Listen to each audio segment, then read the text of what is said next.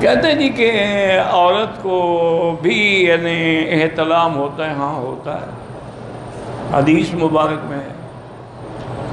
بچہ کیسے پیدا ہوتا ہے؟ دونوں سے پیدا ہوتا ہے. فَلْيَنْظُرِ الْإِنسَانُ مِمَّا خُلِقَ مِن مَّاءٍ دَافِقٍ يَخْرُجُ مِن بَيْنِ الصُّلْبِ وَالتَّرَائِبِ. تو پانی دونوں کا نکلتا ہے. نہیں، پہلے مجھے افسوس ہوتا ہے کہ ایسے مسائل جو آپ پوچھتے ہیں تو اپنی بیوی سے پوچھ لیا کریں، ضروری مولوی مکی صاحب سے پوچھ لیں.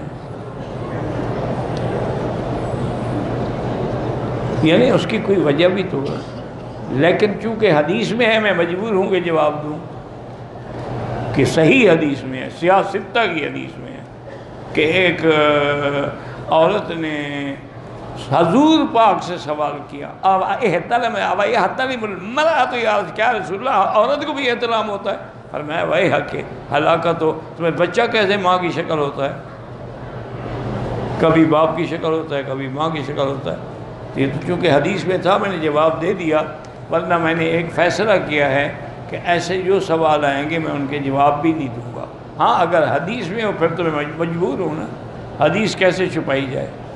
اور دوسرا جو بزرگوں کے بارے میں آپ مجھ سے پوچھتے ہیں نا کہ فلاں بزرگ نے یہ کہا فلاں نے، ان کے بارے میں بھی میں کوئی جواب نہیں دوں گا. اگر کچھ بزرگوں نے کہا ہے تو اللہ ان کی غلطیوں کو معاف فرمائے اور اللہ ان کو اخلاص اور نیک نیتی کا اجر عطا فرمائے. یہ نئی بات نہیں ہے میرا بھائی، کتابیں بھری پڑی. اسی لیے ایک خلاصہ ہمیشہ یاد رکھو کہ کلام صوفیہ در شریعت حجت نیست. صوفی لوگوں کی کلام شریعت میں حجت نہیں ہوتا.